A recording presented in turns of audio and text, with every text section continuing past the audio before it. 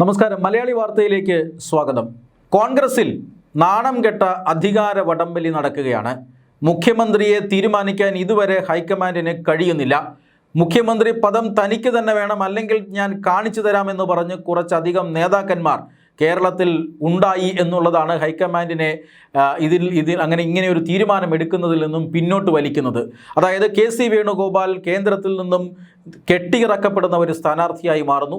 K C. Venugopal തെരഞ്ഞെടുപ്പിൽ മത്സരിച്ചിരുന്നില്ല, കേരളത്തിൽ തെരഞ്ഞെടുപ്പ് പ്രചരണത്തെ ലീഡ് ചെയ്തിരുന്നില്ല. എന്നിട്ട് പോലും ഭൂരിപക്ഷം ലഭിച്ചപ്പോൾ തനിക്ക് മുഖ്യമന്ത്രിയാകണം എന്ന രീതിയിൽ ഒരു ഇൻഫ്രാസ്ട്രക്ചർ കെ.സി. വേണുഗോപാൽ കേരളത്തിൽ ഉണ്ടാക്കി വച്ചിരിക്കുന്നു. ആ രീതിയിലേക്ക് കാര്യങ്ങൾ മുന്നോട്ട് പോകുന്നു. ഹൈക്കമാൻഡും കെ.സി. വേണുഗോപാൽ തന്നെ മുഖ്യമന്ത്രിയാകണമെന്ന് ആഗ്രഹിക്കുന്നു. പക്ഷെ അങ്ങനെ വിട്ടുകൊടുക്കാൻ കഴിയില്ല എന്ന രീതിയിലാണ് ഇപ്പോൾ വി.ഡി. സതീശനും രമേശ് ചെന്നിത്തലയും നിൽക്കുന്നത്. ഘടകകക്ഷികളുടെ പിന്തുണ തനിക്കാണ്, ജനങ്ങളുടെ പിന്തുണ തനിക്കാണ് എന്നൊക്കെ കാണിക്കാനും തെളിയിക്കാനും വി.ഡി. സതീശൻ ശ്രമിക്കുന്നുണ്ട്. പക്വതയുള്ള നേതാവാണ് താൻ, കോൺഗ്രസ് ഹൈക്കമാൻഡിനെ അനുസരിക്കുന്ന നേതാവാണ് താൻ സീനിയോറിറ്റിയുള്ള നേതാവാണ്, ഭരണപരിചയമുള്ള നേതാവാണ് എന്ന് രമേശ് ചെന്നിത്തലയും വാദിക്കുന്നു. അതുകൊണ്ട് തന്നെ കഴിഞ്ഞ തവണയെ തനിക്ക് മുഖ്യമന്ത്രി സ്ഥാനം ലഭിച്ചില്ല, ഇത്തവണ തനിക്കാണ് അതിന് അവകാശം, വി.ഡി. സതീശൻ ഇനിയും മുഖ്യമന്ത്രിയാകാമല്ലോ എന്നാണ് രമേശ് ചെന്നിത്തല ക്യാമ്പ് പറയുന്നത്. എന്തായാലും തെരഞ്ഞെടുത്ത ജനങ്ങളെ കളിയാക്കുന്ന രീതിയിൽ, തിരഞ്ഞെടുക്കുന്ന ജനങ്ങളുടെ ബഹുമാനം നഷ്ടപ്പെടുത്തുന്ന രീതിയിലാണ് ഇപ്പോൾ കോൺഗ്രസിൻ്റെ നേതൃതലത്തിലെ അടി ഇപ്പോൾ വലിയ രീതിയിൽ പുറത്തു വരുന്നത്. ഹൈക്കമാൻഡും കോൺഗ്രസിൻ്റെ കേരളത്തിലെ നേതാക്കന്മാരും തമ്മിൽ പൊരിഞ്ഞ അടിയാണ് നടക്കുന്നത്.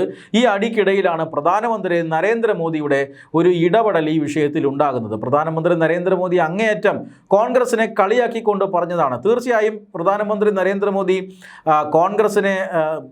നരേന്ദ്രമോദിയെ എപ്പോഴും കളിയാക്കാനും ആക്രമിക്കാനും ഒക്കെ ഒരു അവസരം കാത്തിരിക്കുന്ന നേതാവാണ് കോൺഗ്രസിൻ്റെ രാഹുൽ ഗാന്ധിയും അതുപോലെ തന്നെ കോൺഗ്രസ് പാർട്ടിയുമെല്ലാം.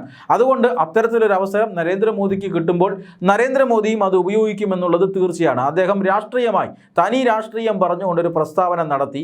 അതായത് കേരളത്തിൽ ബംഗാളിൽ ഞങ്ങൾ മുഖ്യമന്ത്രിയെ തിരഞ്ഞെടുത്ത് മുഖ്യമന്ത്രി സത്യപ്രതിജ്ഞ ചെയ്തിരിക്കുന്നു, അസമിൽ ഞങ്ങൾ നിയമസഭാ കക്ഷി നേതാവിനെ തിരഞ്ഞെടുത്തിരിക്കുന്നു, നാളെ അദ്ദേഹം സത്യപ്രതിജ്ഞ ചെയ്യും, തമിഴ്നാട്ടിൽ ഭൂരിപക്ഷം ഇല്ലാതിരുന്നിട്ട് കൂടി വിജയ് സത്യപ്രതിജ്ഞ ചെയ്ത് അധികാരമേറ്റിരിക്കുന്നു, പുതുച്ചേരിയിലും NDA സർക്കാർ അധികാരത്തിൽ വരാൻ പോകുന്നു, കേരളത്തിൽ മൃഗീയമായ ഭൂരിപക്ഷം ലഭിച്ചിട്ടും 71 സീറ്റ് മാത്രമേ വേണ്ടൂ, കിട്ടിയത് 102 സീറ്റാണ്, എന്നിട്ട് പോലും അവിടെ ഒരു മുഖ്യമന്ത്രിയെ തീരുമാനിക്കാൻ പോലും കോൺഗ്രസിന് സാധിച്ചിട്ടില്ല. ഒരു കാര്യം ചെയ്യൂ, 5 വർഷത്തേക്ക് 5 മുഖ്യമന്ത്രിമാരെ പ്രഖ്യാപിക്കൂ എന്ന് ഇന്നലെ പ്രധാനമന്ത്രി പറഞ്ഞു.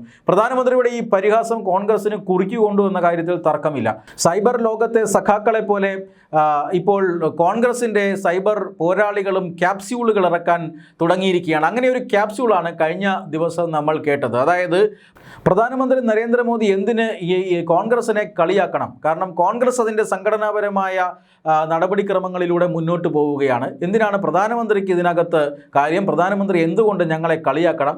ദില്ലിയിൽ നിങ്ങൾക്ക് ഭൂരിപക്ഷം കിട്ടിയില്ലേ, എന്നിട്ട് 50 ദിവസം കഴിഞ്ഞിട്ടാണ് BJP മുഖ്യമന്ത്രിയെ തീരുമാനിച്ചത് എന്നാണ് രമേശ് ചെന്നിത്തല പറഞ്ഞു വെച്ചത്. രമേശ് ചെന്നിത്തലയാണ് ഇത് വ്യാപകമായി തന്നെ പ്രധാനമന്ത്രിക്ക് മറുപടി എന്നോണം പറഞ്ഞത്. രമേശ് ചെന്നിത്തലയുടെ ഈ ഒരു മറുപടി ദേശീയ മാധ്യമങ്ങളടക്കം വലിയ രീതിയിൽ പ്രാധാന്യത്തോടു കൂടി ചർച്ച ചെയ്യപ്പെടുകയാണ്. പക്ഷേ രമേശ് ചെന്നിത്തല പറഞ്ഞതുകൊണ്ടായിരിക്കണം ഇത് ആരും അങ്ങനെ പരിശോധിക്കാൻ പോയിട്ടില്ല. മാധ്യമങ്ങളെല്ലാം അതേപടി റിപ്പോർട്ട് ചെയ്യുകയാണ്. പ്രധാനമന്ത്രി നരേന്ദ്രമോദിക്ക് രമേശ് ചെന്നിത്തലയുടെ മറുപടി 50 ദിവസം എടുത്തില്ലേ ദില്ലിയിൽ മുഖ്യമന്ത്രിയെ തീരുമാനിക്കാൻ, പിന്നെ എന്തിനാണ് കോൺഗ്രസിനെ കളിയാക്കുന്നത് എന്ന രമേശ് ചെന്നിത്തലയുടെ മറുപടി ദേശീയ മാധ്യമങ്ങളടക്കം ഇപ്പോൾ അതുപോലെ റിപ്പോർട്ട് ചെയ്യുകയാണ്. പക്ഷേ യാഥാർത്ഥ്യം എന്താണ്?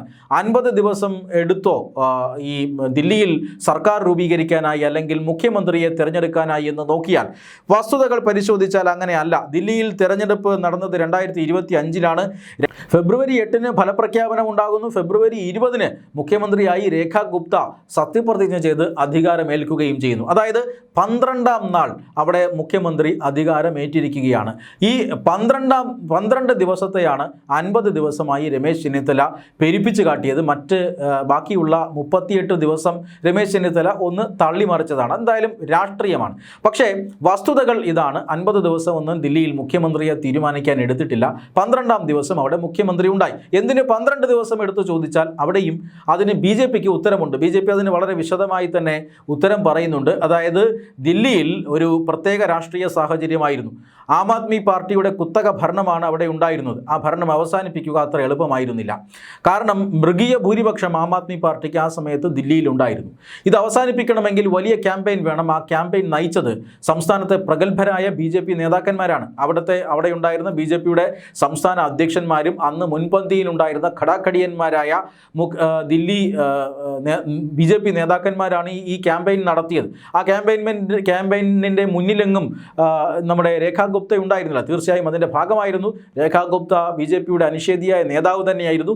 പക്ഷേ ക്യാമ്പയിൻ ലീഡ് ചെയ്യാൻ അവർ ഉണ്ടായിരുന്നില്ല. ക്യാമ്പയിൻ ലീഡ് ചെയ്തത് മറ്റ് ചില നേതാക്കന്മാരാണ്. അതുകൊണ്ട് തന്നെ അവരിൽ ഒരാൾക്ക് മുഖ്യമന്ത്രി പദത്തിന് സ്വാഭാവികമായും അർഹതയുണ്ടായിരുന്നു. പക്ഷേ നേതൃത്വം തീരുമാനിച്ചത് അവിടെ ഒരു വനിതാ മുഖ്യമന്ത്രി വരണമെന്നാണ്. കാരണം വനിതാ സംവരണ ബില്ലടക്കം BJP തിരഞ്ഞെടുപ്പ് വിഷയമാക്കാൻ പോകുന്നു ദേശീയ തലത്തിൽ.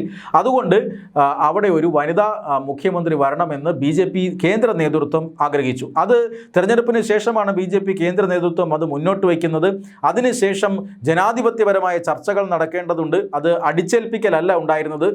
എല്ലാ MLA-മാരുമായും BJP കേന്ദ്ര നേതൃത്വം തന്നെ ചർച്ച നടത്തുന്നു.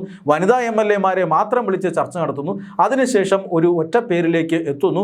ആ ഒറ്റ പേരിലേക്ക് ദിവസങ്ങൾക്കകം തന്നെ എത്തി. അവിടെ യാതൊരു പ്രതിബന്ധങ്ങളോ പ്രതിസന്ധികളോ ഉണ്ടായില്ല. അവിടെ ആരും ഫ്ലക്സ് വെക്കാൻ പോയില്ല. മാത്രമല്ല തെരുവിൽ പ്രകടനം നടത്താനും പോയില്ല. വളരെ ജനാധിപത്യപരമായി അച്ചടക്കത്തോടുകൂടി അവിടെ ഒറ്റ പേരിലേക്ക് എത്തുന്നു. പിന്നീട് പ്രധാനമന്ത്രി അടക്കമുള്ള VVIP-കളുടെ അവൈലബിലിറ്റി നോക്കണം. അതൊക്കെ നോക്കിക്കൊണ്ടാണ് 20-ാം തീയതി സത്യപ്രതിജ്ഞ നിശ്ചയിച്ചത്. 20-ാം തീയതി സത്യപ്രതിജ്ഞ നിശ്ചയിക്കുന്നു.